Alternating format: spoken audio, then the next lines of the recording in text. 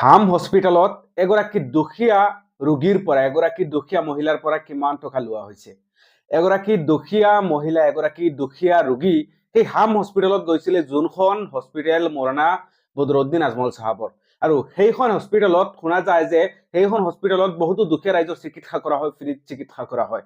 আৰু সেইখন হস্পিটেলত এগৰাকী দুখীয়া ৰোগী সেই হাম হস্পিটেলত গৈছিলে। আৰু সেই সময়ত সেই ৰোগীগৰাকীৰ পৰা কিমান টকা লোৱা হৈছিলে, এটা কেৰি বেগ এটা পলিথিন দিয়াৰ সময়তো সেই মহিলাগৰাকীৰ পৰা ৰোগীৰ পৰা টকা লোৱা হৈছিলে। যোনগৰাকী মহিলাৰ বৃদ্ধ মহিলাৰ এটা পুত্ৰ সন্তানো নাই, মাত্ৰ এগৰাকী ছোৱালী সন্তান, কন্যা সন্তান, আৰু সেইগৰাকী কন্যা সন্তান লগত লৈ হাম হস্পিটেলত গৈছিলে। স্ক্ৰীনত আপোনালোকে এটা ভিডিঅ' দেখিব পাৰিছে, যোনটো ভিডিঅ'ত আপোনালোকে দেখিব পাৰিছে ৰেজাউল কৰিম চৌধুৰী আৰু লগতে সেই মহিলাগৰাকী বহি আছে। এই ভিডিঅ'টো কোনো ৰাজনৈতিক ভিডিঅ' নহয়, আপোনালোকে ৰাজনৈতিক বুলি নাভাবিব, কিয়নো হাম হস্পিটেলত প্ৰায় সময়ত কোৱা হয় যে ফ্ৰী চিকিৎসা কৰা হয়। কিন্তু সেই মহিলাগৰাকীয়ে যদি সঁচাই হাম হস্পিটেলত গৈছিলে, কোনোবা এজন কিবা নাম মেম্বাৰৰ নাম কৈছে মুৰাজহাৰৰ, সেই মেম্বাৰৰ যদি লগত লৈ গৈছিলে, ফ্ৰী চিকিৎসা কিয় কৰোৱাই দিয়া হোৱা নাই? আমাৰ বিনা গান্ধী সমষ্টিত আপোনালোকেতো বহুতো আপোনালোকৰ অনুদান দেখুৱাই আছে, সেইটো বেলেগ কথা। কিন্তু এই মহিলাগৰাকীকতো আপোনালোকে কম বেছি চিকিৎসা কৰাব পাৰে, ফ্ৰী চিকিৎসা কৰাব পাৰে। আৰু ৰেজাউল কৰিম চৌধুৰীৰ কাষত বহি থকাৰ পিছতেই ৰেজাউল কৰিম চৌধুৰীয়ে কি আশ্বাস দিছে, ৰেজাউল কৰিম চৌধুৰীয়ে কাৰ লগত যোগাযোগ কৰিছে, যোগাযোগ কৰি কিমান টকাৰ সাহায্য আগবঢ়োৱাৰ প্ৰতিশ্ৰুতি দিছে, আপোনালোকে ভিডিঅ'টো সম্পূৰ্ণ শেষলৈকে আপোনালোকে জানিব পাৰিব। স্ক্ৰীনত আপোনালোকে পিছফালে দেখিব পাৰিছে সেই মহিলাগৰাকী বহি আছে, লগতে ৰেজাউল কৰিম চৌধুৰীও বহি আছে আৰু কথা পাতি আছে যে হাম হস্পিটেলত যোৱাৰ পিছতেই 50,000 টকা কেছ ৰাখিব লাগে, ডিপজিট হিচাপত ৰাখিব লাগে, তাৰ পিছতেই ট্ৰিটমেণ্ট হ'ব, ইয়াৰ আগতে নহয়। এগৰাকী দুখীয়া বৃদ্ধ মহিলা যোনগৰাকী ডাৱাৰেক ৰোগত আক্ৰান্ত হৈ আছে, আপোনালোকে সেই মহিলাগৰাকীক কম বেছিটো সহায় কৰিব লাগে। যেহেতু হাম হস্পিটেলত প্ৰায় সময় শুনি আহিছো সহায় কৰা হয়, দুখীয়া ৰাইজক সহায় কৰা হয়, কিন্তু সেই মহিলাগৰাকীক কিয় সহায় কৰা হোৱা নাই? সেই মহিলাগৰাকীক কিয় ঘূৰাই দিয়া হৈছে, উভতাই পঠাই দিয়া হৈছে?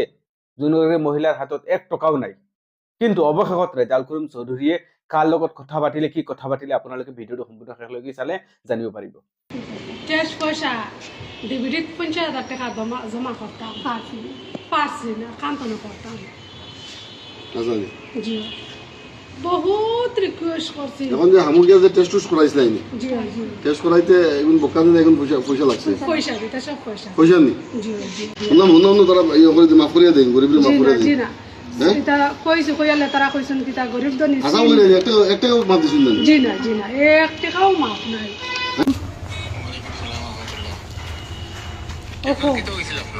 ফরিয়া করতে ব্যাংকেছি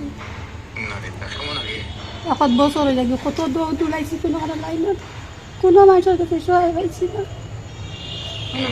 এগু কুড়ি মাত্র 1 কুড়ি আমার